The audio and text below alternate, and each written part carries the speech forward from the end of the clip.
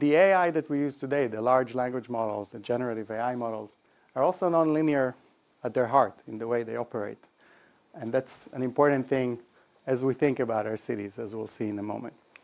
So those large language models, unlike traditional software, they don't follow sequential logic. They don't do if this happens, then do that in a long series. Instead, they're completely probabilistic. They make educated guesses about what they think would happen. So if you write the word good, they have a probability map that says maybe the next word would be morning, maybe it would be good boy, maybe it would be good riddance, maybe good vibes. They take into account relationships within texts, not just in terms of which words are likely to come after which ones, but also how they relate to other words in a broader context. They build a probability map of pieces of language. And miraculously, through this probabilistic process, they're able to answer questions in a way that sounds like humans and also that beats human experts in a variety of fields. So again, completely nonlinear. You take inputs that have nothing to do with what's about to come out, and somehow, through some kind of black box process, something valuable comes out in a way that nobody can fully understand, and has capabilities that are emergent that even the people that designed these systems could not have predicted fully and cannot explain fully at the moment. Now, beyond the software, the hardware that these LLMs run on is also displaying the same characteristics. So I don't know if anyone here knows the difference between a CPU and a GPU. Some geeks in the audience, no? CPUs were originally used for computers like we know them. These are the Intel chips that have powered our PCs for the last 50 years or so. Central processing unit, CPU. They have originally one core or just a few cores, meaning kind of the place that all the data goes into. Something is done to it there, and then it comes out as whatever was computed. Everything is processed sequentially, like in a computer. 1 + 1 = 2. The output is repeatable. If you'll put in the same information into it, the same stuff will always come out exactly the same way on the other side. And essentially, it does one thing really well. It can do complicated calculations in a straight line. Now, GPUs were originally designed as an add-on to computers to help with graphics processing. They have numerous cores. They do parallel processing, meaning they can make a lot of simpler calculations in parallel in all sorts of directions. They cannot solve really hard stuff relatively, but they can do a lot of kind of smaller things in parallel. Their output is somewhat fuzzy, meaning that you can put in the same information and different things, or at least slightly different things, will come out, so it's not as reliable as a traditional CPU. And they're very good at doing many things adequately, but maybe in a way that adds up to some significant value if you know what to do with them. To illustrate this more simply, you can think of a CPU as a fighter jet that can get you from point A to point B really quickly.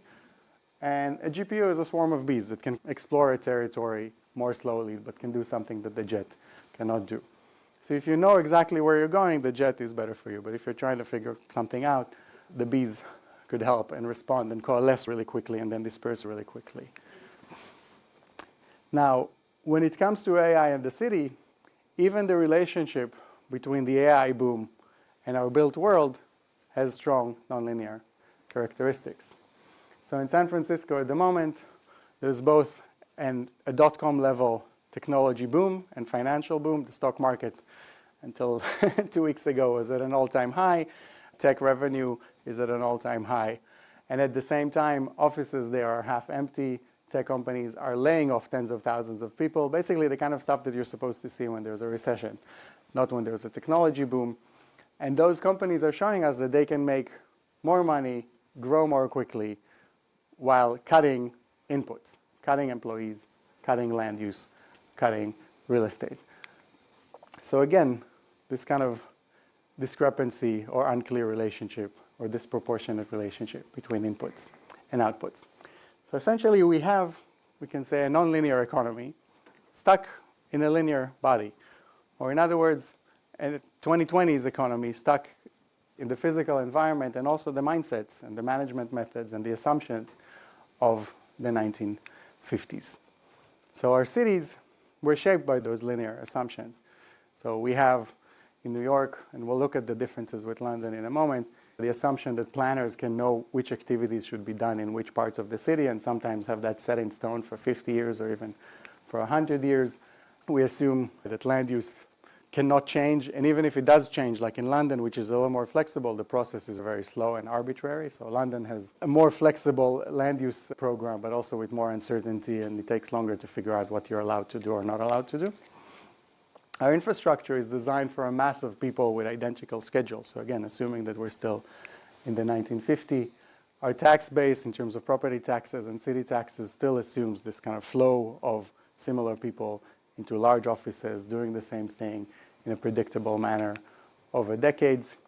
And even more broadly, the way our cities are kind of master planned, and that's true both in New York and in the US and in England, assumes that work is the center of life, that most of our time will be spent at work, and that this is the deciding factor in terms of what needs to be in the middle of the city, how to design all the transportation systems. Now, what does a nonlinear city look like? There's a metaphor that can help guide us and help us think about what we should aspire to. So CPUs represent the way our cities already are. We can call it central purpose urbanism. Essentially, come into the city, do your work, go back out or go back home. Our cities have one or a few cores in some cases.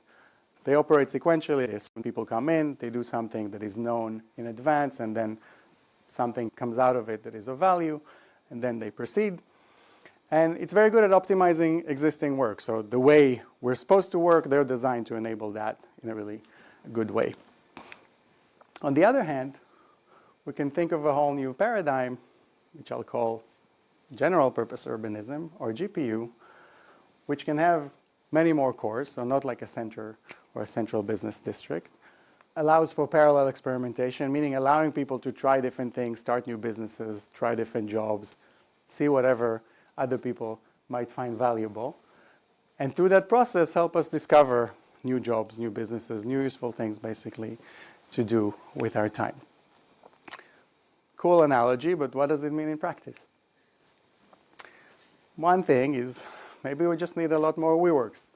And I mean that seriously, spaces that enable people to experiment cheaply, quickly, whether it's to start a new business, to spend time on some other project, and it could be libraries, coffee shops, and also just the basic necessities of life, so housing and transportation and things that just enable you to survive while you're making those experiments and while you're dealing with that uncertainty.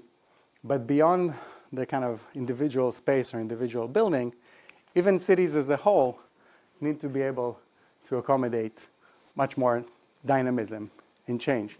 So in New York, as I mentioned today, land use is very strictly defined.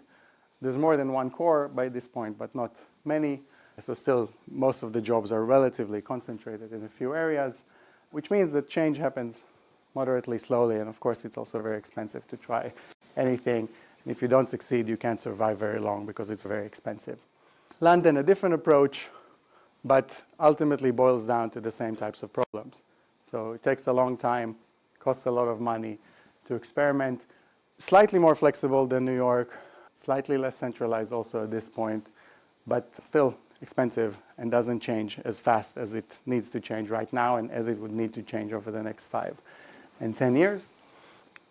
Luckily, there's already a city on Earth that is probably best suited for the nonlinear economy that we have.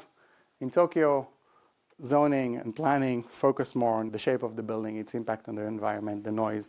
They tell you very little about what you're allowed to do or not with the building, so you can change stuff very quickly. There's many cores. Anyone who's been to Tokyo, you can take the Yamanote line. There's maybe 15 stations. Each one of them is like central Manhattan is a world of its own, and of course around it there's a broader perimeter of even more cores. Offers high flexibility, fast change, and easy experimentation.